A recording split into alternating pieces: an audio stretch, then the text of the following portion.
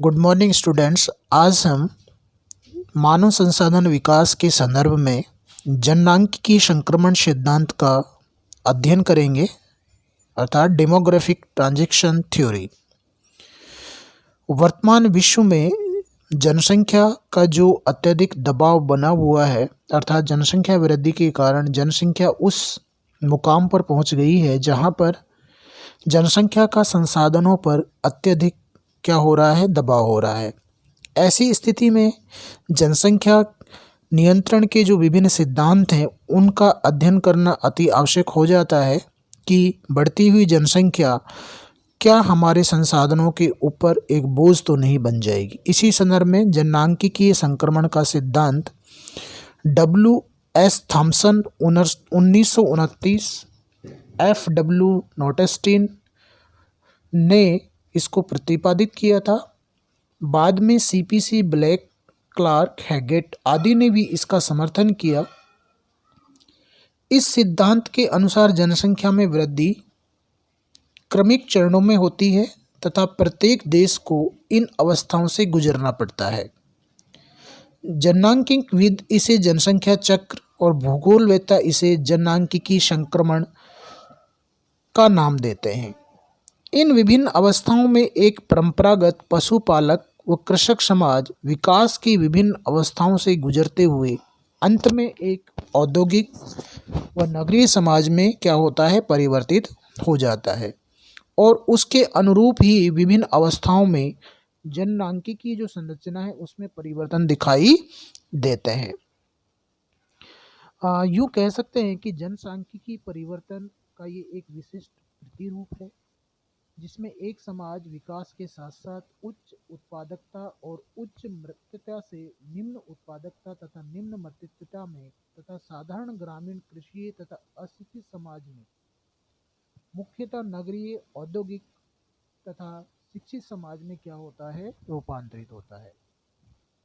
इस संकल्पना की तीन विशिष्ट अवधारणाएं हैं।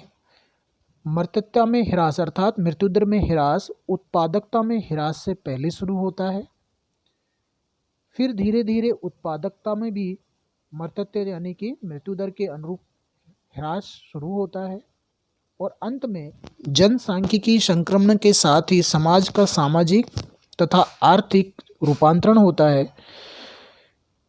इस संपूर्ण अवधि में सभी समाज की मध्यम अवस्था का अनुभव करते हैं और जब मृत्यता यानी कि मृत्यु दर तथा उत्पादकता में अंतर विशाल होता है जिससे न केवल जनसंख्या में बहुत परिवर्तन होते हैं बल्कि जनसांख्यिकी संरचना में भी महत्वपूर्ण परिवर्तन दिखाई देते हैं। आज विश्व में विभिन्न देशों में इस प्रकार की जो अवस्थाएं वो देखने को मिलती हैं।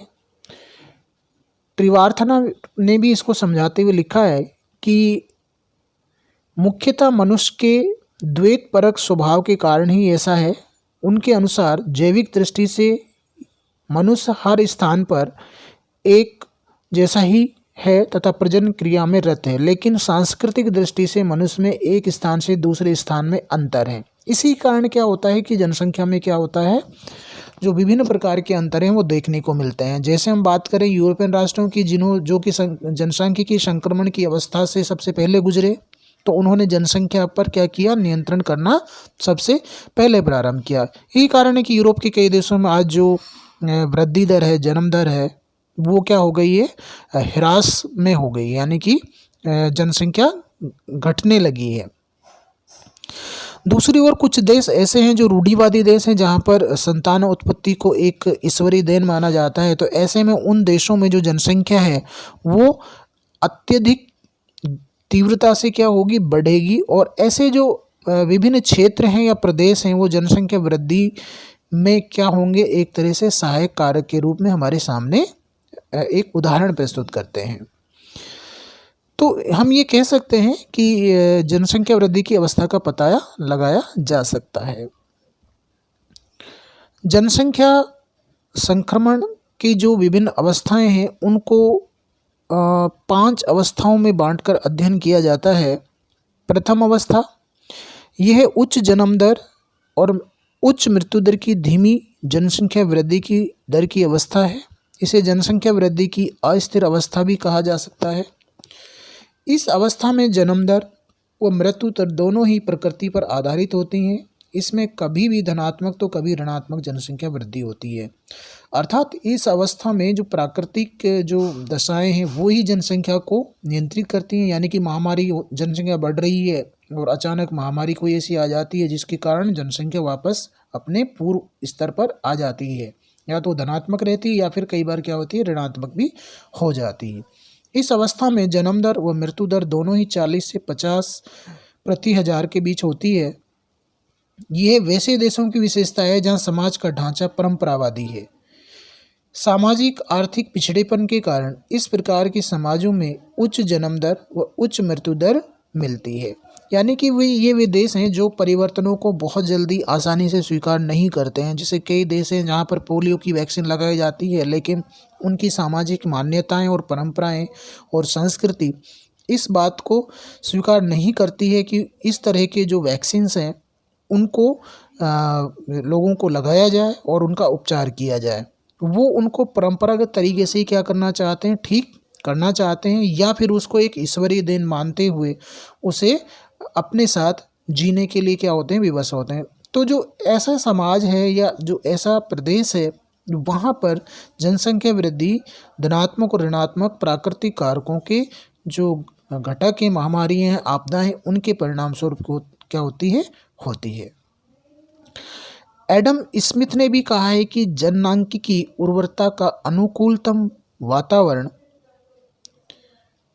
दरिद्रता द्वारा निर्धारित होता है। अर्थात जो समाज जितना गरीब होगा जनसंख्या वृद्धि उतनी ही तेज होगी। हम इसका उदाहरण देख सकते हैं, जैसे दक्षिण पूर्वी और दक्षिणी जो एशियाई देश हैं या अफ्रीकी देश हैं, जैसे उदाहरण के लिए इथोपिया है, सोमालिया है, लाओस है, पापुआ न्यू गिनी है, कंबोडिया है आदि ऐसे देश हैं जहां गरीबी के कारण जनसंख्या में बहुत तेज़ी से क्या हुई है, वृद्धि हुई है। वहाँ पर परिवार में अधिक संतानोत्पत्ति को एक तरह से ये आय का स्रोत माना जा सकता है कि परिवार में जितने अधिक सदस्य होंगे वो उतना ही रोजगार करेंगे, जिससे परिवार को उतनी ही क्या होगी, आमदनी होगी। और इसी कारण इन देशों में जो परिवारों का आकार है वो क्या देखने को मिलता है, बड़ा देखने को मिलता है। द्वितीय अवस्था में जनसंख्या विस्फोट या संक्रमण की अवस्था भी कहते हैं। उच्च जन्म दर, घटती मृत्यु दर इस अवस्था की प्रमुख विशेषता है। सामान्य रूप में जन्म दर 40 से 50 प्रति हजार, मृत्यु दर 15 से 20 प्रति हजार के बीच होती है। विश्व के अधिकतर विकासशील देश इसी अवस्था में हैं, जहां चिकित्सा सुविधा के विस्तार से मृत्यु दर में कमी आई है, लेकिन सामाजिक आर्थिक परिस्थितियों में विशेष अंतर नहीं होने के कारण जन्म दर में अपेक्षित कमी नहीं हो पाई। यानी कि मृत्यु दर में तो कमी हुई है, लेकिन जन्म दर अभी भी क्या है, उच्च बनी हुई है, जिसके कारण ये जो देश हैं यहाँ पर जनसंख्या वृद्धि अधिक अंकित की जाती है। और ऐसे देशों में कई जो ब्लॉक होते हैं उनमें एक विस्फोटक दशाएं भी देखने को मिलती हैं। ऐसी अवस्था में इन देशों में बेरोजगारी, अशिक्षा, बुनियादी सेवाओं की कमी, खाद्यान्नों की कमी जो समस्या है वो हमारे सामने आकर क्या हो जाती हैं, खड़ी हो जाती हैं। तो जो द्वितीय अवस्था है वो एक तरह से जनसंख्या विस्फोट की अवस्था को कहा जा सकता है, जिसमें जनसंख्या तेजी से क्या होती है, बढ़ती है। इस अवस्था में संसाधनों की गतिशीलता के प्रयास अधिक हो जाते हैं। औद्योगिक विकास तथा नगरीय विकास की योजनाओं में तेजी आती है और बड़े परिवारों को पूंजी की संज्ञा देना बंद हो जाता है, जिससे उत्पादकता धीरे धीरे कम होती है, जो प्राकृतिक परिवर्तन दर को द्वितीय अवस्था के अंतिम चरण में कम कर देती है। द्वितीय अवस्था में श्रमिकों की आपूर्ति बढ़ने से सघन जीवन निर्वहन, कृषि व अन्य विकास कार्य भी प्रारंभ होते हैं। उदाहरण के लिए Africa, Latin America, Myanmar, Laos, Indonesia, Iran, Saudi Arab आदि देश इस अवस्था के अंतर्गत शामिल किए जा सकते हैं। तृतीय अवस्था में जनसंख्या वृद्धि में ह्रास की प्रवृत्ति देखने को मिलती है, अर्थात जनसंख्या जो नियंत्रण के जो कारक हैं वो प्रभावी हो जाते हैं, और जो तीव्रता से जनसंख्या दूसरी अवस्था में बढ़ रही थी और संसाधनों पर जो भार बढ़ रहा था, उसको देखते हुए जनसंख्या पर नियंत्रण के जो तरीके हैं वो अपनाने शुरू हो जाते हैं। तो ऐसे में जनसंख्या वृद्धि की जो प्रवृत्ति है वो अब घटती हुई जो दर है उस रूप में अंकित की जाने लगती है। साक्षरता में प्रसार, छोटे परिवार के प्रति जागरूकता एवं बढ़ते हुए सामाजिक आर्थिक विकास के कारण जन्म दर में कमी आती है तथा मृत्यु दर भी घटता जाता है। इस अवस्था में जन्म दर 20 से 30 प्रति हजार तथा मृत्यु दर 10 से 15 प्रति हजार हो जाती है। इस प्रकार इस अवस्था में धीमी जनसंख्या वृद्धि होती है। यह अवस्था पूर्वी यूरोप, मध्य एशिया, चीन आदि देशों में देखने को मिलती है। भारत में भी 1991 से इस अवस्था में प्रवेश कर लिया है, जहां हमने जनसंख्या नियंत्रण के जो प्रभावी उपाय हैं उनको सामाजिक जागरूकता के साथ तीव्रता से क्या किया है, लागू करने का प्रयास किया है। इसके अलावा इजराइल, पुर्तगाल, स्पेन, चिली आदि देश इस अवस्था के अंतर्गत आते हैं। जननांकिकी संक्रमण की जो चौथी अवस्था है उसे हम जनसंख्या वृद्धि की स्थिर अवस्था के नाम से भी जानते हैं, जहां पर जन्म दर और मृत्यु दर दोनों ही क्या हो जाते हैं, न्यून हो जाते हैं, यानी कि जनसंख्या ना तो कम होती है और ना ही बढ़ती है। जन्म दर 10 से 15 प्रति हजार और मृत्यु दर 10 से कम प्रति हजार हो जाती है। यह विकसित समाज की विशेषता है। जैसे कि हम यूरोप के जो कई देश हैं उनको इसमें देख सकते हैं। G8 के देश सिंगापुर, हांगकांग, पश्चिमी यूरोप के देश इसी अवस्था में आते हैं। हम बात करें फ्रांस की, बात करें इंग्लैंड की, बात करें स्पेन की, बात करें नॉर्वे, स्वीडन, ये जो कंट्री हैं इनमें जो जनसंख्या है, जनसंख्या वृद्धि की जो अवस्था है वो स्थिर हो गई है, और अब वो स्थिति ये हो गई है कि वो ह्रास की ओर क्या हो रहे हैं, बढ़ रहे हैं, अर्थात जनसंख्या घट रही है। भारत के इस अवस्था में पहुंचने की संभावना 2021 तक मानी जा सकती है, यानी कि हमें अभी और अधिक प्रयास करने पड़ेंगे। पांचवी और अंतिम अवस्था जननांकीय संक्रमण की अवस्था में कॉलिन क्लार्क ने ऋणात्मक वृद्धि की अवस्था माना है, क्योंकि यहाँ यद्यपि मृत्यु दर न्यून होती है परंतु पारिवारिक संस्थाओं और विवाह जैसे मूल्यों के पतन के कारण जन्म दर मृत्यु दर से भी कम रहता है। यानी कि जन्म दर मृत्यु दर से भी क्या हो जाता है, कम हो जाता है। यानी कि हम यूँ कह सकते हैं कि भाई हम शादी करेंगे लेकिन हम बच्चे पैदा नहीं करेंगे। ऐसे में जो ये कॉन्सेप्ट है नो चाइल्ड पेरेंट्स वाला, कि शादी के बाद हम बच्चे नहीं रखेंगे, तो ऐसे में जो देश इस सामाजिक अवस्था को अपनाते हैं वहाँ पर जनसंख्या वृद्धि ऋणात्मक होती हुई चली जाएगी। ये अत्यधिक विकसित एवं तकनीकी समाज का द्योतक है। 1970 के बाद यूरोप और चाइना में इस तरीके से देखी जा सकती है। स्विट्जरलैंड, बेल्जियम, आइलैंड इसी प्रकार के देश हैं।